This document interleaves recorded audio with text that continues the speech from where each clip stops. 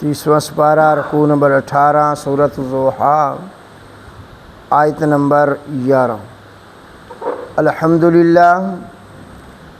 الحمدللہ وکفیٰ والصلاۃ والسلام علی من لا نبی بعدہ، اما بعد فاعوذ باللہ من الشیطان الرجیم، بسم اللہ الرحمن الرحیم۔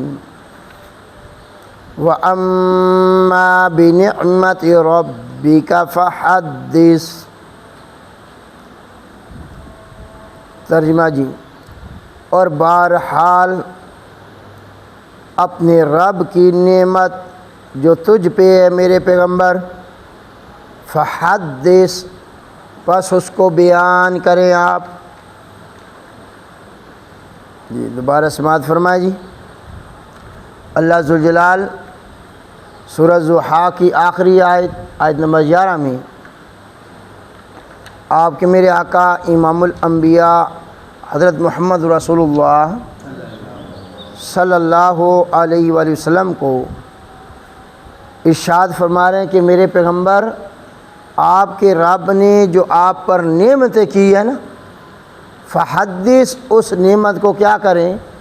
بیان کریں، اس کا پرچار کریں، اس کو پھیلائیں، لوگوں تک پہنچا دیں۔ سبحان ربک رب العزت عما یصفون وسلام علی المرسلین والحمد للہ رب العالمین۔ اللہم صلی علی محمد وعلی آل محمد کما صلیت علی ابراہیم وعلی آل ابراہیم انک حمید مجید۔ اللہم بارک علی محمد وعلی آل محمد کما بارکت علی ابراہیم وعلی آل ابراہیم انک حمید مجید۔ انتہائی واجب الاحترام معزز سامعین گرامی قدر،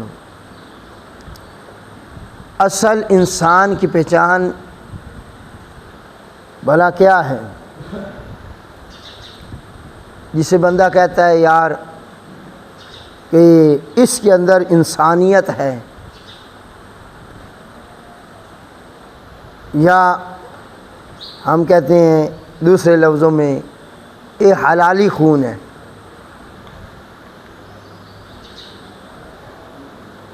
تو اس کی پہچان یہ ہے کہ جب اس کے ساتھ کوئی انسان نیکی کرے گا تو وہ اپنے محسن کی تعریف کرے گا۔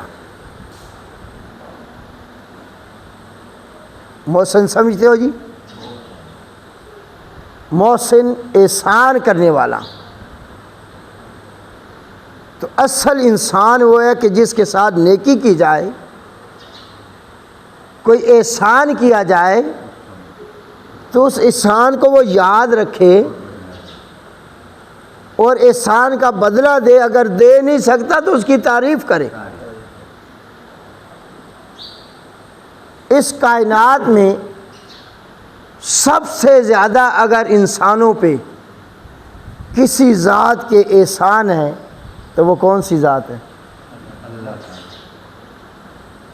ان گنت انعامات ہمارے اوپر ہیں۔ انسان غور کرنے لگے نا تو ہمارا جو اصل محسن ہے انسانوں کا وہ رب العالمین۔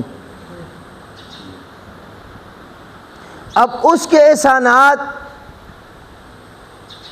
انعامات، اس پہ ہم انسانوں نے شکر ادا کرنا ہے۔ اللہ ذوالجلال قرآن مجید میں ذکر فرما رہے ہیں ان شکرتم لازیدنکم۔ اے انسان، اگر میری نعمتوں پہ تو شکر ادا کرنا تو میں اپنے نعمتوں کی اور زیادہ تیرے اوپر بارش کر دوں۔ اب نعمتیں انسان شمار کرنے لگ جائے کہ اللہ کی میرے ذات پہ کتنے انعامات، کتنے احسانات ہیں، اللہ ذوالجلال فرماتے ہیں تیری زندگی ختم ہو سکتی ہے۔ تو گن گن کے تھک سکتا ہے، میری نعمت شمار نہیں کر سکتا۔ تجھے صحت کا مل جانا یہ بھی نعمت ہے یا کوئی؟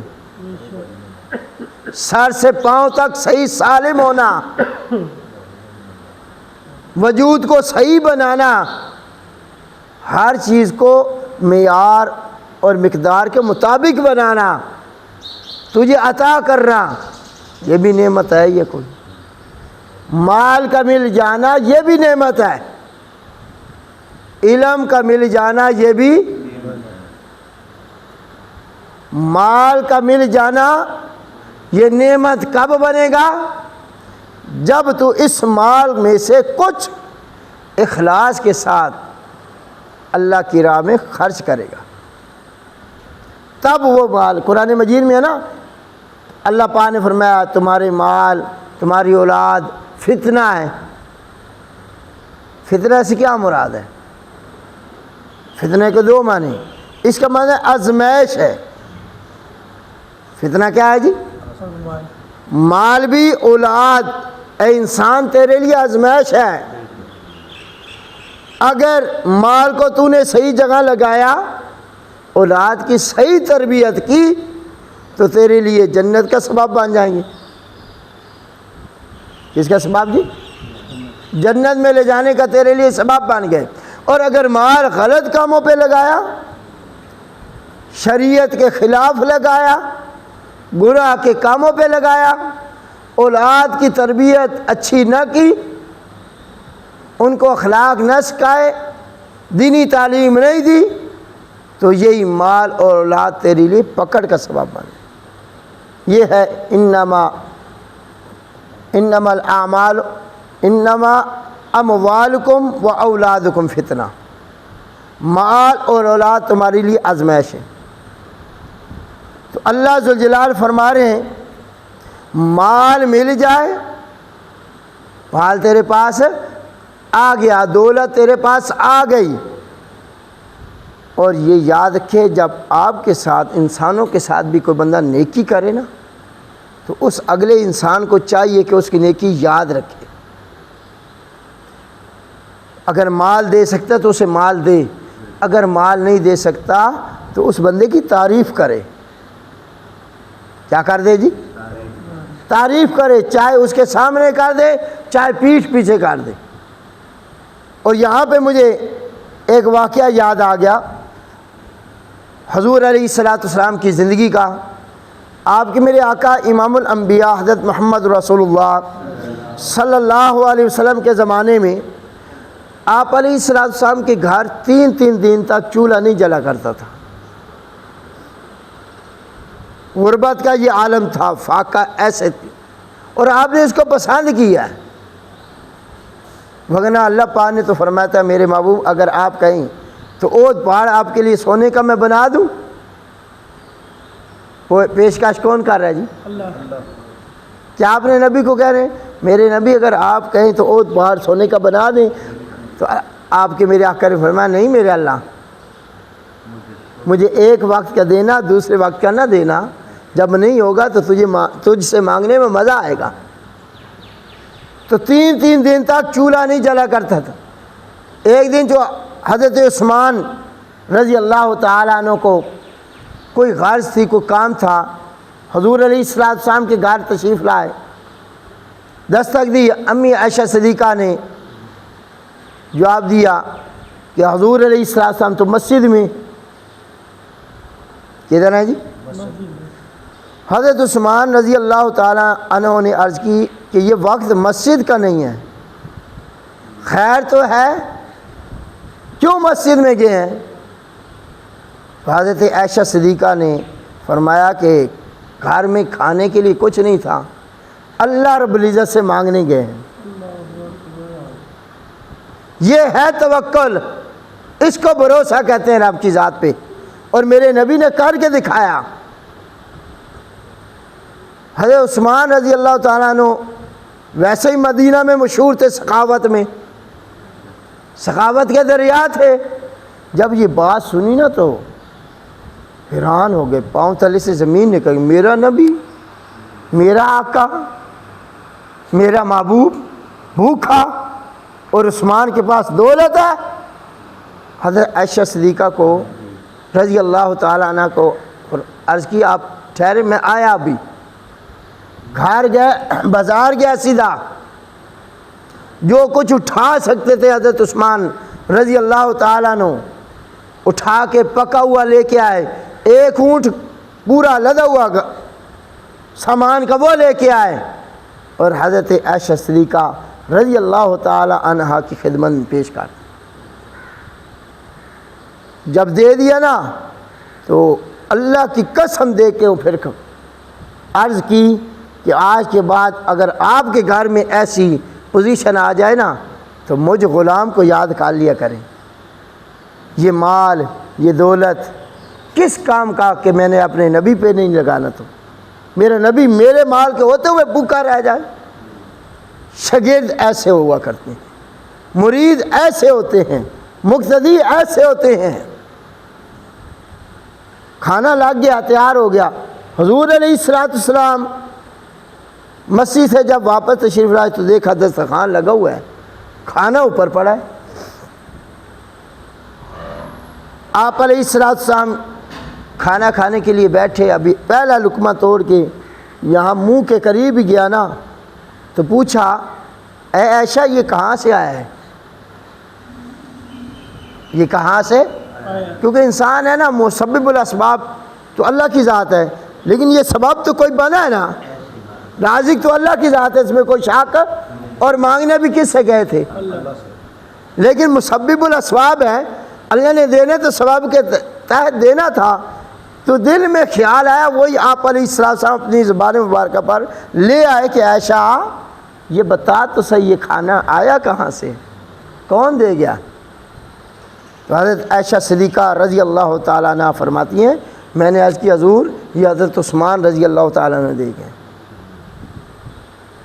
آپ دیکھیں جو بات میں نے کی, مال اللہ دے تو مال کا شکر ادا کیا ہے کہ تو صحیح جگہ پہ لگا, تیرا پیسہ دولت صحیح جگہ پہ لگے. اور جو تیرے اوپر احسان کر رہا ہے نا تو اس کی کیا کر, اس کی تعریف کر. اس لیے میں نے یہ واقعہ سنایا.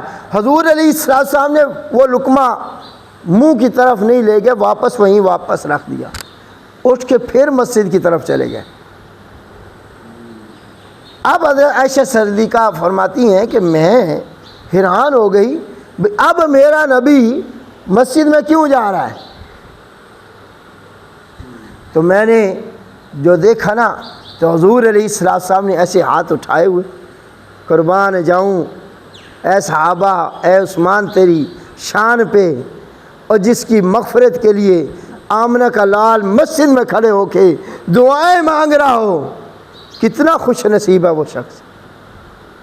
تو مسجد میں گئے, میرے آپ کے آقا نے ہاتھ اٹھائے ہوئے اللہ پاک سے کیا بات کریں, کیا دعا کریں, اے اللہ میں عثمان سے راضی ہو گیا تو بھی راضی ہو جا. میں عثمان سے راضی ہو گیا تو بھی کیا ہو جا. میرے نبی نے تعریف کی یا نہ کی. تو اصل انسان کون ہے, جو اپنے محسن کو کبھی بھولے نہیں. اس نے مال دیا, اس نے دولت دی ہے, اس نے سب کچھ دیا, تو اس ذات کا شکر ادا کرنا چاہیے تھا یا نہیں. تو مال جو نعمت تجھے ملا ہے اس کا شکر ادا تب تو کرے گا جب یہ مال اللہ کی راہ میں تو لگائے گا, اخلاص کے ساتھ لگائے گا. اسی طرح کا واقعہ آپ کو ایک اور ملے گا کہ جب انسان کو اللہ نوازے نا, نوازے, مال و دولت دے, تو وہ کوشش کرے کہ اس مال کا استعمال ٹھیک کرے. سعودی عرب میں اس وقت جو بینک ہے نا ان کے, وہ ایک بندے کے ہیں. اسلامی بینک کبھی مطالعہ کر لینا, پوچھ لینا, سعودی عرب میں جتنے بینک ہیں نا وہ ایک بندے کے ہیں. اور اس بندے کا باغ ہے مدینہ میں, ایک باغ کھجوروں کا. درخت کتنے ہیں جی, 2 لاکھ. شاباش توجہ کرنا، کتنے جی؟ 2 لاکھ۔ اور اس 2 لاکھ درختوں پر 45 قسم کی کھجوریں ہوتی ہیں، 45 قسم کی۔ اور اس بندے نے وہ سارا باغ اللہ کے لیے اللہ کی راہ میں صدقہ کیا ہوا ہے، وقف کیا ہوا ہے۔ حرم کے اندر جو افطاری ہوتی ہے نا وہ اس باغ کی آمدنی سے ہوتی ہے۔ کیا یہ پیدائشی امیر تھا؟ نہیں، جب یہ پڑھتا تھا نا تو اس کے پاس اتنا پیسہ نہیں ہوتا تھا کہ وہ ٹرپ پہ جا سکے۔ بچے اسکول پڑھتا تھا، باپ فوت ہوا تھا، تو چھٹی آنے لگی، استاد نے کہا ٹرپ پہ جانا ہے، لے آؤ پیسے۔ 1 ریال ہوگا، کتنے جی؟ 1 ریال۔ گھر گیا، والدہ کو کہا جی میں نے جانا، جیسے بچوں کو شوق ہوتا ہے سیر و تفریح پہ جانا ہے 1 لے۔ تو والدہ نے کہا ہمارے پاس 1 ریال گھر میں نہیں ہے۔ یہ پہلے ابتدائی دور ہے، غربت کا دور۔ کہتے ہیں آگے چھٹیوں سے پہلے امتحان جو دیا تھا اس کا رزلٹ نکل آیا، میری پہلی پوزیشن آ گئی۔ فلسطین کا ایک استاد تھا، اس نے مجھے 1 ریال دے دیا تحفہ۔ وہ ریال میں نے استادوں کو جمع کرایا، ٹرپ پہ چلا گیا۔ پڑھتا پڑھتا اللہ پاک نے مجھے اتنا دیا، اتنا نوازا کہ میں اچھی تعلیم حاصل کر کے پھر مکہ میں نے ایک کمرہ خریدا۔ کیا خریدا جی؟ کمرہ خریدا۔ وہاں سے میں نے آغاز کیا بینک کا، اسلامی بینک، سود سے پاک۔ وہ پھر میری شاخیں پھیلنا شروع ہو گئی، بڑھتے بڑھتے جتنے بھی بینک وہ سارے میرے۔ پھر میرے دل میں خیال آیا کہ یار وہ استاد جو فلسطین والا جس نے مجھے 1 ریال دیا تھا، میں اسے یاد تو کروں۔ آپ کو کہہ رہے ہیں محسن کو کبھی انسان بھولے نہیں، بشرطے کہ ہوئے حلالی نطفہ، ہوئے انسان دا بچہ۔ خیال آ گیا بھئی استاد میرے ہوتے نیکی چاڑی آئی، میں اسے ڈھونڈوں۔ ڈھونڈتے ڈھونڈتے پتہ چلا استاد ریٹائر ہو گئے، گھر میں ہیں، بیمار ہیں، خستہ حالت ہے، کمزور ہو گئے۔ میرے بھائیوں، میرے دوستوں، بزرگوں، نوجوانوں، بچیوں، دیکھنا اصل شاگرد کی پہچان کرنی ہو تو ایسے ہوتے ہیں اصل۔ وہ یہ بڑے پروٹوکول، ظاہری بات ہے اللہ نے دے دیا بڑا پروٹوکول کے ساتھ۔ اور سعودی عرب میں جو گاڑیاں ہوتی ہیں انہیں ہوتی ہیں جویں ساڑیاں ہوتی ہیں میران ہو رہی لینڈ کروزر تو تلے گڈی کوئی نہیں ہونا کول ہوندی۔ پروٹوکول کے ساتھ استاد کی گھر گیا، دیکھا استاد کا حال ماڑا ہو، بیچارہ کمزور، مالی لحاظ سے بھی جسمانی لحاظ سے۔ استاد کو تعارف کرایا، جی میں آپ کا شاگرد ہوں، میں آپ کا یاد کریں، آپ نے میرے اوپر احسان کیا تھا، آج میں احسان کا بدلہ دینے آیا ہوں۔ جی کیا بدلہ جی؟ میں نے کہا جی آپ گاڑی میں بیٹھے۔ کدھر بیٹھے جی؟ گاڑی میں بٹھایا، اپنے ساتھ لے گئے ایک عالی شان گھر، نیا نکور بنگلہ، وہاں تو محل ہوتے ہیں بڑے بڑے، وہاں لے گئے اور کہا استاد جی اے جڑا محل ہے تے ادھے وچ گڈی جڑی کھڑی ہے اے ساری تواڈی ہے۔ استاد کی آنکھوں سے آنسو جاری ہو گئے۔ کبھی شاگرد ایسے بھی ہوا کرتے تھے، ایسے نہیں ہوا جو دنیا میں اس کا نام، عرب میں اس کا نام بنا، اس نے استاد کی قدر کی ہے، اپنے استاد کو بھولا نہیں۔ پھر وہ کہنے لگا استاد جی آپ نے اب سے لے کر وفات تک جتنا کھانا ہے نا، جو تمہارا خرچہ ہے، جو آپ نے بازار جا کے چیز لینی ہے، آپ کے ساتھ میرا نوکر ہوگا، آپ نے چیز لے لینی ہے میرا نوکر لکھ لے گا، پیسے دے دے گا۔ کیا دے دے گا؟ آپ کی وفات تک مکمل خرچہ وہ میں کروں گا۔ تو پھر جس کو استاد کی دعا لگے وہ ترتا ہے یا ڈوبتا ہے؟ وہ کامیاب ہوتا ہے؟ تو اللہ پاک نے فرمایا مال کا شکر ادا تو تیرا ایسے ہوگا کہ اس مال کو کن کاموں پہ لگا؟ اللہ کی رضا کے لیے اللہ کی راہ میں لگا، اور لگا بھی صحیح مصرف پہ، تو انشاءاللہ تیرے مال میں کبھی گھاٹا نہیں آئے گا، نقصان نہیں آئے گا۔ یہ مال کا شکر ادا، جسم کا مل جانا، وجود کا مل جانا، یہ بھی نعمت ہے۔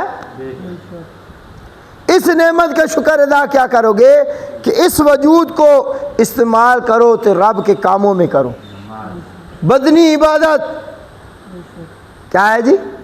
بدنی عبادت کر کے دکھا، اور یہ آپ کے میرے آقا نے کر کے دکھائی، اتنی کی کہ حتیٰ کہ اللہ کو کہنا پڑا یا ایھا المزمل قم اللیل الا قلیلا، اے چادر اوڑھ کے کھڑے ہونے والے میرے سونا پیغمبر، اے کملی اوڑھ کے کھڑے ہونے والے میرا سونا پیغمبر، قم اللیل الا قلیلا، آپ رات تو کھڑا ہوا کریں۔ یہ جو رات میرے آپ کے آقا کھڑے ہوتے تھے، یہ فرض نماز آئی،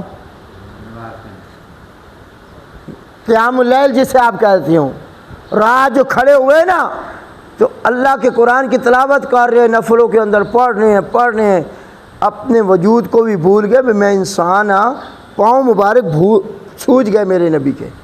اللہ پاک کو کہنا پڑا میرا سونا پیغمبر تھوڑی عبادت کرو۔ یہ ہے جسم کا حق، اور سر سے پاؤں تک تمام وجود کس نے دیا ہے؟ آج یہ کتنی نعمتیں ہیں، انسان شمار کرنے جا گئے۔ ناخن ہے، ناخن چھوٹی جسے ہم کاٹ کے پھینک دیتی ہیں، اسی ناخن میں درد شروع ہو جائے نا تو انسان پوری رات تڑپ کے سو نہیں سکتا، دانت میں درد شروع ہو جائے، سر درد ہو جائے، وجود میں کسی حصے پہ انسان کو درد ہو جائے، نہ انسان مزے کا کھا سکتا ہے، نہ بول سکتا ہے، نہ بیٹھ سکتا ہے، نہ اٹھ سکتا ہے، نہ سو سکتا ہے، نہ گھر بیٹھ سکتا ہے، نہ باہر جا سکتا ہے۔ تو مکمل تیرا میرا وجود اگر سلامت ہے تو اس کی نعمت نہیں ہے۔ مکمل وجود کا سالم ہونا یہ اس میرے رب کی نعمت تھی۔ اب نعمت کا حق ہم نے کیا ادا کرنا تھا؟ اللہ فرماتے ہیں یہ نہیں کہتا کہ سارا دن تو سجدے میں پڑا رہا ہے، صرف 5 نمازیں تو پڑھنی ہیں۔ کتنے جی؟ 5 نمازیں تو پڑھ، تو نے وجود کا حق ادا کر دیا۔ لیکن افسوس آج کا یہ مسلمان، آج کا یہ کلمہ پڑھنے والا، وہ 5 نمازیں بھی نہیں پڑھ رہے۔ مساجد ہماری ویران، اللہ کے گھر ویران، تو کیا ہم اس وجود کا حق ادا کر رہے ہیں؟ جو نماز سے دور ہیں، جو اپنے وجود کو اس طرف نہیں لگا رہے، کیا اس وجود کا، میں نے اگلے دن حدیث آپ کو بتائی کہ آپ کے میرے آقا نے فرمایا انسان کے 360 جوڑ ہیں، ہر جوڑ کا صدقہ دینا روزانہ ضروری ہے انسان پہ۔ کیا صدقہ دے رہے ہیں ہم 360 جوڑوں کا؟ اور آپ نے فرمایا 2 نفل پڑھ لے، پورے وجود کا جوڑوں کا تو نے صدقہ نکال دیا۔ 2 نفل کتنی دیر لگتی ہے؟ تو یہ تو ہے جسم کا مل جانا، یہ نعمت ہے، اس نعمت کا شکر ادا کر۔ اور اگر اللہ پاک علم دے دے، کیا دے دے جی؟ علم، آپ عالم بن گئے، حافظ بن گئے ہیں، تو اس علم کا مل جانا یہ بھی نعمت ہے۔ اس کا شکر ادا کیا ہے کہ لوگوں تک اس علم کو پہنچا دینا۔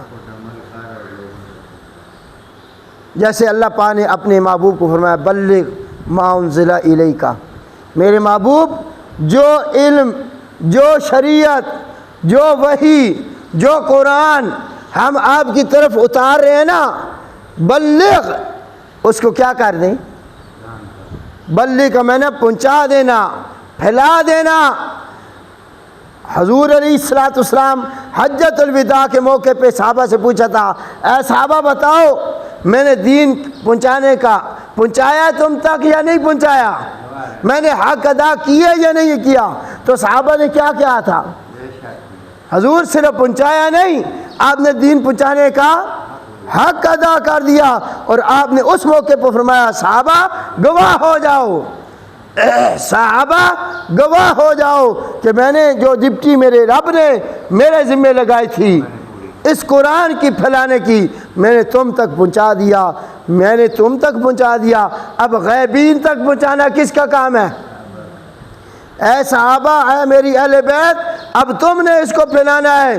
پھر صحابہ نے پھیلایا یا کوئی نہیں پھیلایا؟ پوری دنیا میں، بلکہ صحابہ اس وقت تک نہیں چین سے بیٹھے کہ جہاں زمین ختم ہو گئی، آگے دلدل ہے، آگے کیا ہے؟ پانی ہے۔ لوگوں نے بتایا جی آگے زمین، یہ زمین کا کنارہ آخری ہے، تو اس جگہ پہ انہوں نے جھنڈا گاڑا، اور صحابہ کہتے ہیں اللہ اگر اس سے آگے بھی کوئی زمین ہوتی اور لوگ بس رہے ہوتے، تیرے نبی کا جھنڈا ہم وہاں تک لے جاتے۔ یہ جو تو اور میں مسلمان ہے نا، یہ صحابہ کی مہربانی۔ لیکن حضور علیہ السلام کے بعد، صحابہ کے بعد، اب اس قرآن کو پڑھنا، اس قرآن کو پڑھنا، ایمان تو ہمارا ہے، اس قرآن کو پڑھنا، اس قرآن پہ عمل کرنا، اور اس قرآن کو پوری دنیا میں پھیلانا، یہ اب کس کی ذمہ داری ہے؟ امت محمدیہ کے مسلمانوں کی۔ لیکن افسوس آج ہمیں اس نعمت سے محروم ہے۔ بظاہر ہم بس جی قرآن پر ایمان ہے، ہم قرآن کی تھوڑی بہت تلاوت بھی کر لیتے ہیں، لیکن آیا کتنے لوگ ہیں مسلمان جو اس قرآن کو سمجھ رہے ہیں، یہ اس قرآن کا پرچار کر رہے ہیں؟ اب یہ ہمارا دنیا کفر نا کل اللہ کے دربار میں آ جائے نا ہماری شکایت لے کے، تو کیا بنے گا مسلمانوں؟ وہ کہے گی چائنا، مثال ہے، چائنا کہے گا اللہ ہم نے ایک سوئی بھی بنائی تھی نا، تو ہم نے پاکستان بھیجی تھی، ایک سوئی، جو چیز بھی بنائی دنیا کو کہے گا اللہ ہم نے مسلمانوں کو دی ہے، لیکن جو دین، جو شریعت، جو قرآن ان مسلمانوں کو تو نے دیا تھا، یہ امانت تھی ان کے پاس، اللہ ذرا ان کو پوچھتا صحیح، انہیں قرآن ساڑھے تک پہنچایا، نماز ہم تک پہنچائی ہے، تیرے نبی کی سنت اور دین پہنچایا؟ کیا جواب دو گے اس اللہ کے دربار میں؟ یہ مسلمان کیا جواب دے گا؟ یہ کیا کہے گا مجھے خود بھی نہیں پتا تھا، مجھے میرے نام کا معنی نہیں آتا، مجھے میرے دین اسلام کا مطالعہ نہیں ہے، نبی کی سنت میری زندگی میں نہیں ہے۔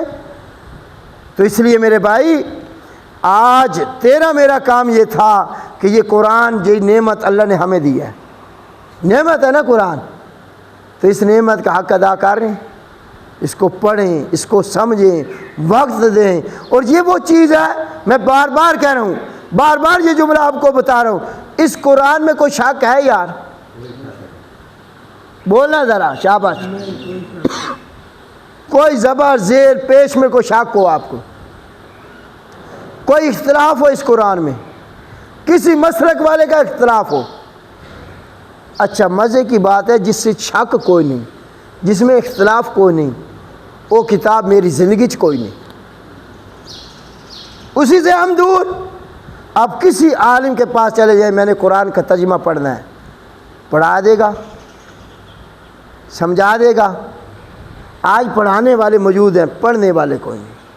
آج آپ کو دعوت دے رہے ہیں، دعوت فکر، لائف بھی، آن لائن بھی، سوشل میڈیا پہ بھی آپ کو بار بار لوگ دعوت دے رہے ہیں، آؤ قرآن سیکھو، قرآن سمجھو، اور اپنی اولادوں کو، اپنی بچیوں کو، میں نے اپنی اولادوں پہ کتنی محنت کی ہے جی، آپ جتنے بیٹھے ہیں سکول، کالج، یونیورسٹیوں پہ کتنی محنت کی ہے، کتنا پیسہ لگایا ہے، لاکھوں کروڑوں میں لگایا ہے، کتنا وقت ان بچیوں نے دیے ہیں، لیکن آیا اس بچے اور بچی نے اللہ کے دین کو کتنا وقت دیا ہے؟ قرآن کو کتنا وقت انہوں نے دیا ہے. تو آج سب سے بڑا ناکام انسان بھلا کون ہے؟ جس نے اپنے بچوں کو سجدہ کرنے کا طریقہ نہیں بتایا، اللہ کے گھر سے دور کر دیا. جیسے ہمارے دوست ہیں، وہ کہہ رہے میں نا جنازہ پڑھا لگا نا، ایک وکیل آئی، اس دا باپ فوت ہو گیا. کون فوت ہو گیا جی؟ وکیل تھا، باپ اس کا. اب وہ وکیل جو بیٹا تھا نا، کہتا ہے قاری صاحب یہ جنازہ پڑھانے لگے نا آپ تو تھوڑا نا اونچا اونچا پڑھیں دعا. کیا کرنا ہے؟ دعا اونچی پڑھنی ہے. انہوں نے کہا کیوں؟ خیریت؟ کہ میں نے نماز جنازے دی دعا کوئی نہیں آتی. جس باپ نے اس کو وکیل بنایا، لیکن اس بیٹے نے، اس بیٹے کو نماز جنازہ کی دعا نہیں آتی. اور آج میں شاید آپ کہیں کہ غلط کہہ رہے ہیں، اپنے گھروں کا مطالعہ کر لینا، آپ کے اور میرے بچوں کو، بچیوں کو قرآن کا کتنا نالج ہے. ذرا جا کے قرآن کی تفسیر ترجمہ پوچھ لینا. دنیا کی ڈگری ان کے پاس ہوں گی، لیکن یہ قرآن والی ڈگری ہے کیا؟ وہ 5 وقت کے نمازی ہیں. میں بار بار آپ کو دعوت دے رہا ہوں، قرآن سیکھو، قرآن کی طرف رجوع الی القرآن کرو. اپنی زندگیاں، اور چلو یار آپ نے جوانیاں لگا دی کاموں میں، آپ بوڑھے ہو گئے ہو، اور اب تو دنیا کے کاموں سے بس کر دے، اب تو وقت نکالے اللہ کے قرآن کے لیے. اب تو کہہ دے میں قرآن سیکھنا ہے، قرآن سمجھنا ہے. اپنے بچوں پہ، بچیوں پہ محنت کریں. آگے چھٹیاں آ رہی ہیں جی، یہ مئی کی بعد چھٹیاں 3 ماہ کی، تو آپ اپنے بچوں کو ادھر لائیں، قرآن پڑھائیں، قرآن سمجھائیں. بچیاں ہماری اوپر آتی ہیں الحمدللہ، بچیاں 15 سپارے سے اوپر چلی گئی ہیں. سپارہ ترجمہ تفسیر جو سکول قاری پڑھی ہیں وہ بھی آ رہی ہیں. لیکن آپ لوگوں سے میں یہ کہوں گا، آگے چھٹیاں آ رہی ہیں، ہمارے ذہنوں میں جو بچی کنواری ہے نا جی، اس کو اسی دین پڑھانے ہاں، تو جیڑی بہو آئی بیٹھی ہے نا گھر، انہوں دین کوئی نہیں پڑھا دے. بیٹی نو پھر بھی کچھ نو کو پڑھایا تھے، تو جیڑی بہو لے آنے ہاں، کیا اس نو قرآن دی ضرورت کوئی نہیں؟ کیا اس کو ترجمے کی ضرورت کوئی نہیں ہے؟ اگر تیری بہو سمجھ جائے اور وہ 5 وقت کی نماز پڑھنے لگ جائے گھر میں قرآن کی تلاوت کے، تیرے گھر کے حالات بدلیں گے یا نہیں بدلیں؟ تیری بیوی ہے جس عمر کی ہے، اگر قرآن نہیں آتا پڑھانا چاہیے یا نہیں پڑھانا چاہیے؟ اس طرف راغب کریں، آپ اس طرف لے کے آئیں، انشاءاللہ زندگیاں بدلیں گی. اللہ سے دعا ہے اللہ پاک آپ کو مجھے عمل کرنے کی توفیق عطا فرمائے.